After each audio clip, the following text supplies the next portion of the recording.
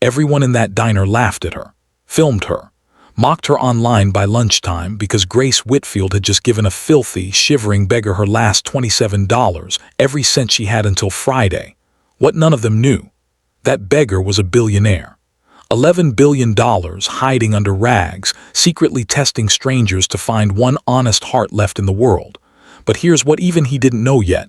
Kneeling there on that sidewalk, Grace was hiding something. Something none of her coworkers knew. Something her own family didn't know. And when a billionaire pretending to be broke accidentally uncovers what a broke woman has really been sacrificing in silence, it doesn't just change how he sees her, it makes him fall in love with her. So what was Grace really hiding behind that smile? Why was a billionaire really living as a beggar? And when both secrets finally collide, will it destroy everything, or become the greatest love story Millbrook has ever seen? Stay till the end. Millbrook Diner smelled like burnt coffee and bacon grease at 7:14 a.m., and Grace Whitfield had learned to love that smell, because it meant people were eating, which meant she was getting tipped, which meant Caleb would have lunch money for school. She was 26 years old, 5'4" in worn sneakers that had gone soft at the heel, and she moved through the breakfast rush the way a dancer moves through choreography she's performed 1,000 times, 4 plates up one arm, a smile that never once looked as tired as she felt. What nobody at Millbrook Diner knew, and what Grace never told a soul, was that she hadn't eaten a full meal in 3 days. It wasn't dramatic. It wasn't a hunger strike. It was arithmetic. There was 1 loaf of bread in the house, 1 carton of eggs, and 2 people who needed to eat more than she did. A 12-year-old boy with a growth spurt coming and a 71-year-old woman whose heart medication made her nauseous if she took it on an empty stomach. So Grace had quietly, invisibly been eating half portions, then quarter portions, then telling Caleb she'd already eaten at the diner, so often that the lie had worn smooth as a river stone. She was thinner than she'd been 6 months ago.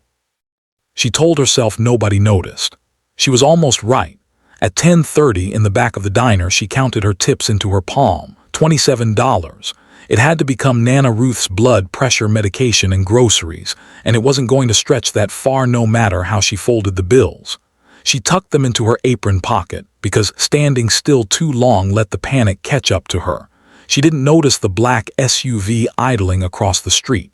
Not really. Her eyes passed over the tinted windows for half a second before the bell over the door pulled her back inside. The man who owned that SUV was watching her through a discreet camera feed clipped inside a coat that had cost, in its previous life, $4,000 and now looked like it had been dragged through a landfill. Nathaniel Calloway was 30 years old, the sole heir to Calloway Industries, a logistics and manufacturing empire worth north of $11 billion.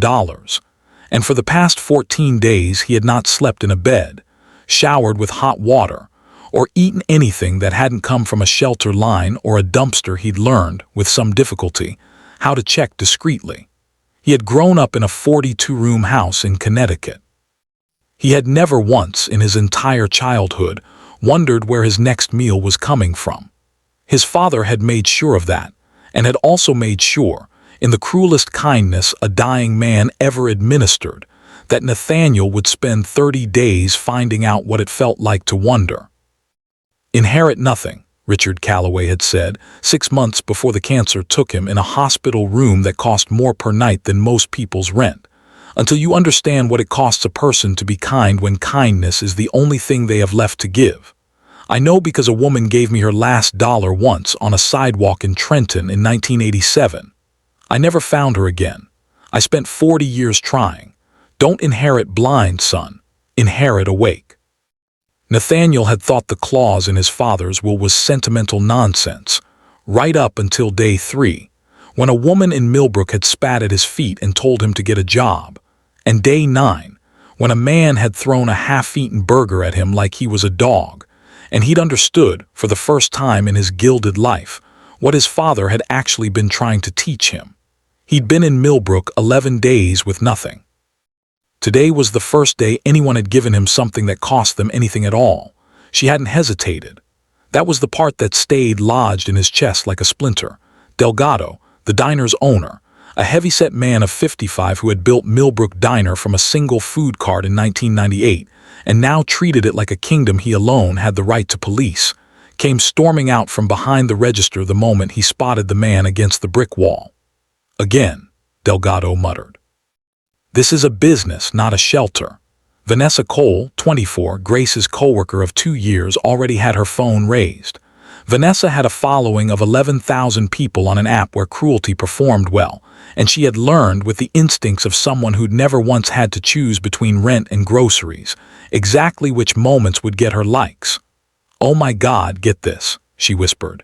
Grace was moving before she decided to move. "Mr. Delgado, it's fine," she said, crouching to the man's eye level. "I've got it." "Grace, you don't need to. I've got it." Up close, the man's eyes were sharper than she expected, not glazed with hunger but watchful, cataloging her, though she had no way of reading what that meant. She only saw a cold man in a torn coat. "When did you last eat?" she asked. "Doesn't matter," he said, roughening his voice deliberately. "I'll move along." "You don't have to move along." She pulled the $27 from her apron and pressed it into his hand, his fingers cold but cleaner than she expected, nails trimmed close, though she didn't clock it. She unwound the scarf her grandmother had knitted her 3 winters ago and draped it over his shoulders. "There's a shelter 2 blocks down, hot meals till 2. Tell them Grace sent you." He stared at the money like it weighed more than it should have. For one unguarded second his mouth opened. "I'm terribly grateful," and he swallowed the words back down. "Why?" he asked instead. "You don't know me. Don't need to know you to know you're cold." She stood, brushed off her knees, and walked back inside without hearing what he murmured behind her, barely more than breath. "I won't forget this, Grace Whitfield." He'd read it off her name tag. It was the first true thing anyone had said to him in 14 days, and it had cost her every dollar she had. Vanessa already had the caption typed. "Millbrook's dumbest waitress strikes again, money face." She hit post before Grace could stop her. By lunch, 40,000 people had watched Grace Whitfield give away everything she had, and laughed. Marcus Reed sat in the back seat of the SUV with a tablet balanced on his knee, watching the diner's front window through a zoom lens disguised as a delivery driver's dash cam feed. He was 61 years old, silver-haired, dressed in a suit that had been tailored in Milan, and he had been Richard Calloway's personal attorney and closest friend for 31 years, which meant he was now the sole executor of the strangest, most emotionally reckless clause any Fortune 500 will had ever contained. He watched Grace hand over her scarf. He watched the $27 disappear into Nathaniel's fist. He exhaled slowly and typed a message to no one currently in the car with him, a habit from decades of talking to Richard even after there was no one left to answer. Day 14. She might be the one. To understand why Marcus's hands were trembling slightly as he typed that sentence, you had to understand what he'd watched happen 39 years earlier. In 1987, Richard Calloway had been 26 years old, freshly fired from a factory job in Trenton, sleeping in his car with $11 to his name and a stomach that hadn't seen food in 2 days. He'd been standing outside a corner grocery, trying to work up the nerve to ask a stranger for change, when a woman no older than 22 herself, wearing a coat with a missing button, carrying a bag of groceries she clearly couldn't afford to share, stopped, looked at him for exactly 3 seconds, and handed him a crumpled $5 bill. She hadn't asked his name. She hadn't waited for thanks. She'd simply kept walking into the snow, and Richard Calloway had stood there on the sidewalk and wept, because it was the first time in months anyone had looked at him like he was still a person. He never learned her name. He spent the next 4 decades through the founding of Calloway Industries, through 2 marriages, through the birth of his only son, quietly funding search efforts to find her, and never once succeeded. On his deathbed, he told Marcus the only thing he truly regretted wasn't a business decision. It was never finding a way to say thank you. "Nathaniel has everything I never had," Richard had said, gripping Marcus's hand with what strength remained in him. "He's never once had to find out what he's made of. Make him find out. 30 days. No credit cards, no staff, no comfort. And if he finds someone, just one person, who gives the way she gave me without knowing who he is, without expecting anything back, he inherits everything. If he doesn't find that person, he inherits nothing but the shell company and a letter explaining why. Marcus had thought it was grief talking. He'd drafted the clause anyway, because you didn't argue with a dying man's last wish, and because some small, unlawyerly part of him had wanted to believe such a person still existed too. 14 days in, he was beginning to believe they'd found her. That evening, in a motel room on the edge of Millbrook that Nathaniel was paying for in cash he'd earned doing day labor at a loading dock. His hands blistered in a way they'd never been blistered before. His back aching in a way $11 billion had never protected him from. Nathaniel sat across from Marcus, who'd slipped in through the back entrance for their nightly 15-minute debrief. She gave away everything she had, Nathaniel said, still turning the $27 over in his hands, folded neatly, untouched. For a stranger, she didn't even ask my name. Your father did the same thing your first night in that alley, Marcus said quietly. Ate garbage and called it dinner and didn't complain once. I'm not looking for sympathy, Marcus. I know what you're looking for. Marcus studied him, the hollows under his eyes that hadn't been there 2 weeks ago, the way his jaw tightened every time he said her name. You're looking for her again. The woman who gave you $5 a lifetime ago and didn't wait around to be a hero about it. Nathaniel didn't answer. He didn't need to. There's 16 days left, Marcus said, standing. Test her again before you decide anything. Your father searched 40 years and never got a second chance to know for certain. You have 16 days to actually be sure. He left Nathaniel alone with the money and the scarf, which still smelled faintly of dish soap and cheap perfume, and which Nathaniel had not been able to make himself return. The video had 90,000 views by the time Grace's shift ended, and Delgado was waiting for her by the register with an expression she recognized from every job she'd ever lost. Grace, I run a business, he said, not quite meeting her eyes. I've had 3 reviews today calling this place a circus. I can't have my staff turning customers into content. Vanessa filmed it, not me, Grace said, her voice steady even as her stomach dropped through the floor. Doesn't matter whose phone it was, it's your face in it. He slid an envelope across the counter, 2 weeks severance, counted out like an apology he wasn't willing to voice. I'm sorry, I really am. You're a good worker. This just isn't good for business. Grace walked home in the cold without her scarf, replaying the last 2 years of double shifts, replaying the $27 she couldn't take back even if she wanted to, and she didn't want to. That was the part that scared her most. She'd do it again tomorrow, and she still had no idea how she was going to explain to her aunt that she'd lost the only job holding their household together. Aunt Diane Whitfield had moved in 8 months ago, after Nana Ruth's first hospitalization, ostensibly to help, though help, in Diane's vocabulary, meant a running commentary on every decision Grace made and an increasingly urgent campaign to marry Grace off to Gary Holt, a mid-level manager at an insurance firm whose family had real money, by which Diane meant a paid-off mortgage and a boat. You did what? Diane's voice cracked through the small kitchen like a whip when Grace told her about the job. You gave a beggar your last money, got yourself fired, filmed doing it, and now Gary's mother is calling me asking if you're financially unstable. Do you understand what you've done to this family? I understand exactly what I did, Grace said, quiet and worn thin. I fed someone who was starving. We're the ones starving, Grace. Look at this house. Look at your grandmother's medical bills. You cannot afford to be noble, not anymore, not with what's coming. What was coming arrived 4 days later. Nana Ruth collapsed in the bathroom at 6 a.m., her lips faintly blue, and the ambulance ride ended with a cardiologist saying words like aortic stenosis and $15,000 in 2 weeks. Ideally sooner, and Grace sat in a hospital hallway holding Caleb's hand while he cried quietly into her shoulder, 12 years old and trying so hard to be brave, and she thought, distantly, that the $27 she'd given away wouldn't have covered a single hour of this anyway.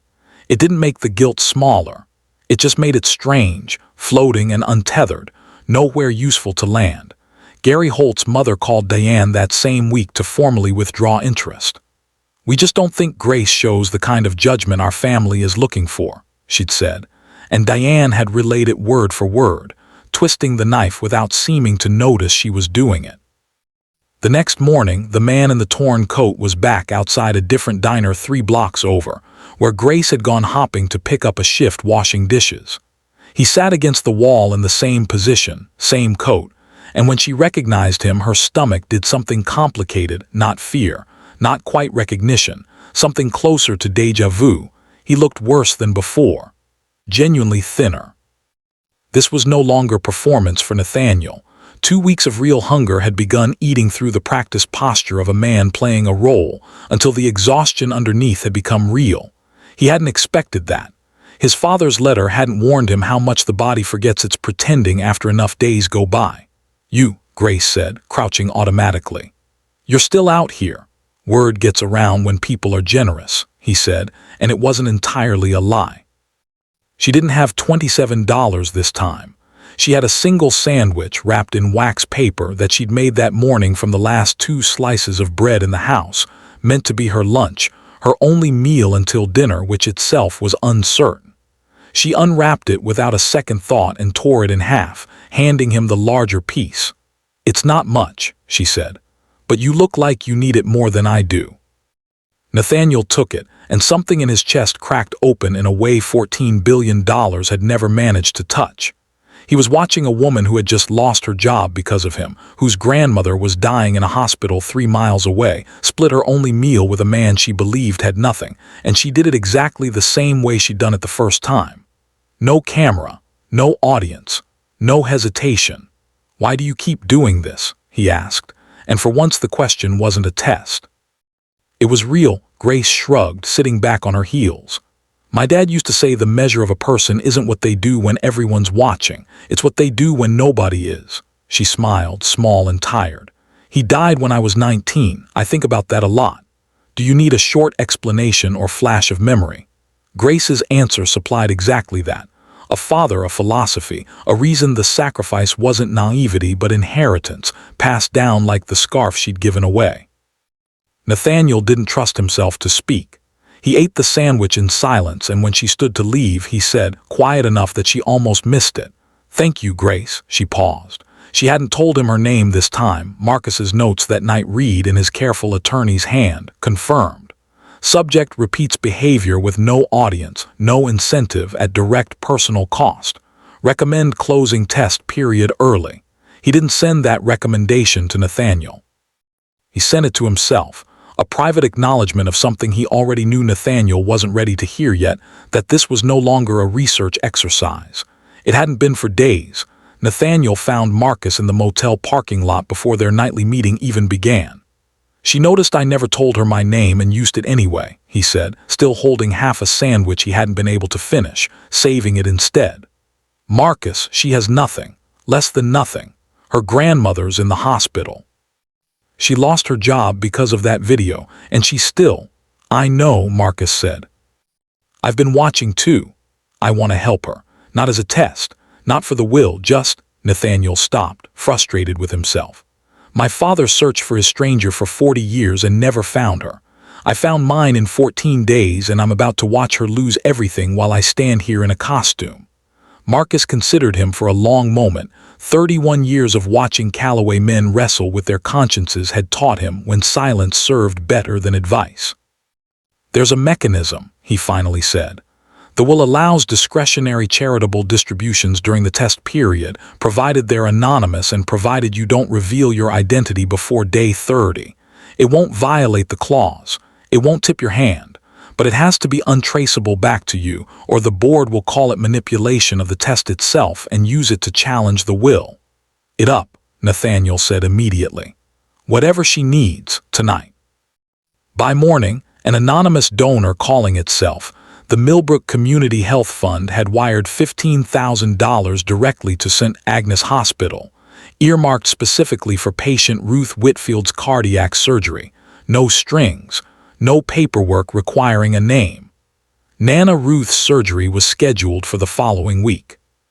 Grace received the call from the hospital administrator and had to sit down on the curb outside, sobbing into her hands, disbelieving, turning the phone over and over as if the number would explain itself.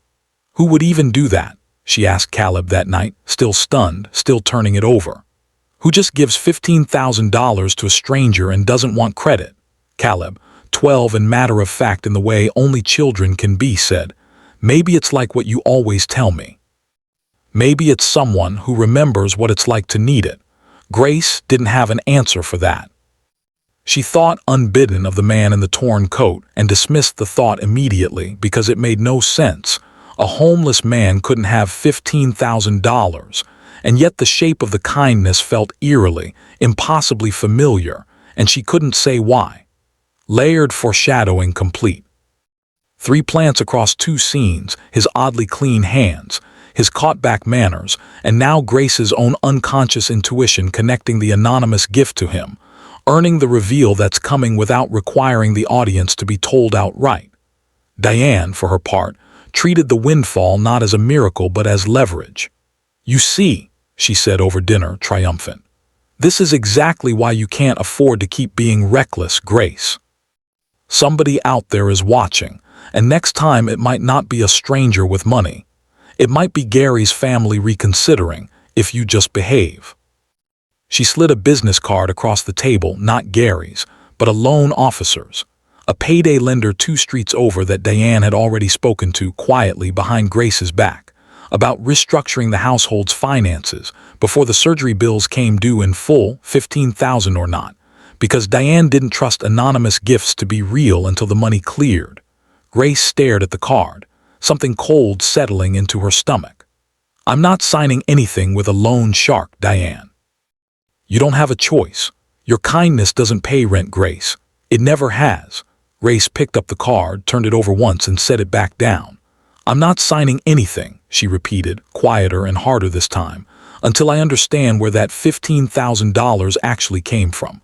Something about it doesn't add up, and I'm not putting my name on a loan while there's a mystery sitting in my grandmother's hospital bill."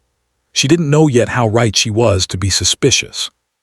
She had no idea the mystery was about to walk back into her life wearing a $5,000 suit instead of a torn coat, or that someone else already knew exactly who he was and was driving toward Millbrook at that very moment to make sure Grace found out the ugliest way possible.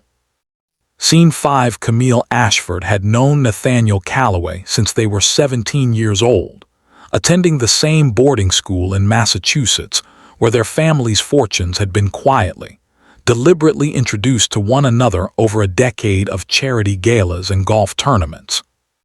She was 29 now, sharp-jawed and precise in every gesture, the only daughter of Calloway Industries board member Warren Ashford, and she had spent the last 4 years operating under the confident assumption that she and Nathaniel would eventually marry not for love, which she considered an inefficient basis for a merger of this size, but because it was simply, obviously, how things were meant to go. Her father had all but promised his board vote on it. She had been present, seated 3 rows back, when Richard Calloway's will was read. She'd watched Nathaniel's face go pale at the 30-day clause, watched Marcus's carefully neutral expression, and she had quietly, privately begun tracking his disappearance the moment it started, hearing a discreet investigator of her own, because Camille Ashford did not leave an $11 billion outcome to chance. Her investigator's report landed on her desk that morning. Photographs, blurry but unmistakable, of Nathaniel Calloway in a torn coat outside a diner in a town called Millbrook, accepting food from a waitress named Grace Whitfield. Camille read the file twice, her expression flat and unreadable, and then she picked up her phone and booked a flight. She arrived in Millbrook that evening, dressed for a boardroom in a town that had never seen a coat like hers, and found Nathaniel in the motel parking lot before he even saw her car pull in. "You look terrible," she said by way of greeting. Nathaniel's face went through several emotions before settling on resignation. "Camille, $11 billion, and you're eating out of a dumpster for a woman who works at a diner." She said it lightly, but her eyes were cold. "I have to say, Nathaniel, I expected more creativity from your midlife crisis. It's not a crisis, it's my father's will. It's a liability is what it is, and you know it, or the board wouldn't have let me handle it quietly instead of putting it in front of them. She stepped closer, lowering her voice. You have 16 days left. I've already told my father I'd handle this discreetly, which means I haven't told the board what I found, which means you still have time to end this little experiment. Come home, shower, and let this arrangement between our families proceed the way it was always going to.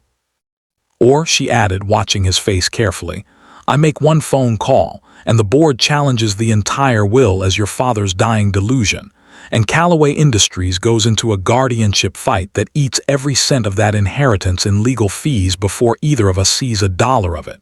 Your choice. Nathaniel felt something in his chest go very still and very cold. You'd really do that? Destroy the company to force a marriage? Do a great many things to protect an $11 billion merger, Nathaniel. Don't act surprised. You do the same in my position. She smiled, thin and precise. You have until day 30 to decide which version of your life you actually want. In the meantime, I think I'll pay your little waitress a visit. I'd hate for her to keep believing she's feeding a homeless man out of the goodness of her heart when she's actually funding a science experiment for a Fortune 500 company. Camille, Nathaniel started, but she was already walking back to her car. She found Grace the next afternoon outside St. Agnes Hospital, where Grace had gone to sit with Nana Ruth before the surgery, exhausted, hollow-eyed, still wearing the same worn sneakers. Camille approached with the practiced ease of someone who had never once doubted she belonged wherever she stood. Grace Whitfield, she said, I think we should talk. Do I know you? No. But you know a man who's been eating out of dumpsters in your town for the past 2 weeks. Camille's smile didn't reach her eyes. You've been playing nursemaid to a billionaire in rags, sweetheart, Nathaniel Calloway, worth $11 billion. His fathers will made him live like a beggar for 30 days to see if anyone would be kind to him without knowing who he was. She let that land, watching Grace's face drain of color. You've been the star of his little experiment. Congratulations. You're this year's charity case. Grace felt the ground tilt under her feet. $15,000, clean, trimmed nails. Thank you, Grace, spoken by a man she'd never told her name. Lying, Grace whispered, though she already knew with sick certainty that she wasn't. Ask him yourself, Camille said, already turning to leave. I'm sure he'll have a lovely, sentimental explanation ready. Men like him always do. Scene SIX. Grace found him 20 minutes later, at the loading dock where he'd been working day labor. Still in the torn coat, still playing a role that no longer fit the shape of what had actually happened between them. He turned and saw her face and knew immediately, from the look in her eyes, that Camille had already gotten there first. You lied to me, Grace said, her voice shaking with a fury that had nowhere honest to land, because underneath it was something far more fragile than anger. Every single day. You knelt there and let me give you everything I had, let me lose my job over you, let me split my last meal with you, and the entire time you were, running a test. Watching to see if the poor girl passes some rich man's homework assignment. Grace, it started that way, but it stopped being that days ago. $15,000, she cut in. That was you, wasn't it? Nathaniel's silence was answer enough. You could have told me, Grace said, and her voice cracked in a way she hated because she'd promised herself years ago she wouldn't let anyone see her break. At any point. Instead, I found out from some woman in a $5,000 coat who called me a charity case in front of my grandmother's hospital. I couldn't tell you. My father's will. Your father's will, Grace repeated hollow. So this whole time I wasn't a person to you. I was a line item, something to be verified. She laughed, short and broken.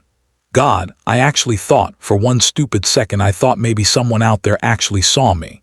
Turns out I was just the control group. This was the moment Nathaniel understood, with total clarity, what his father must have felt for 40 years searching for a stranger he could never find and thank. Except Nathaniel's stranger was standing right in front of him, and he was about to lose her anyway, for entirely different reasons.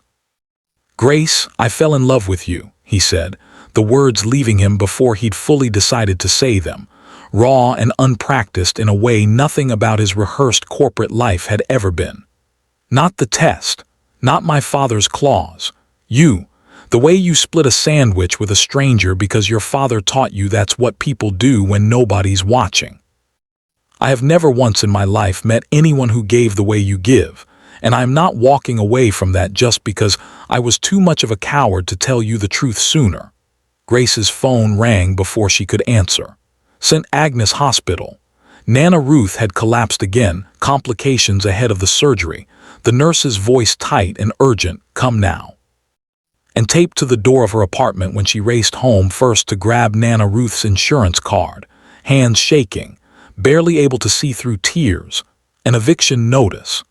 Diane, furious and frightened after the loan sharks deal had fallen through without Grace's signature, had let 2 months of rent lapse in retaliation, gambling that Grace would have no choice but to sign.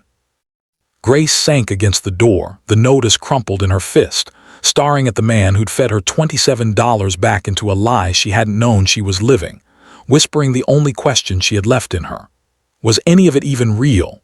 Behind her, unseen, a car idled at the curb, not Nathaniel's SUV, but a sleek black sedan with tinted windows and a Connecticut plate, engine running, waiting.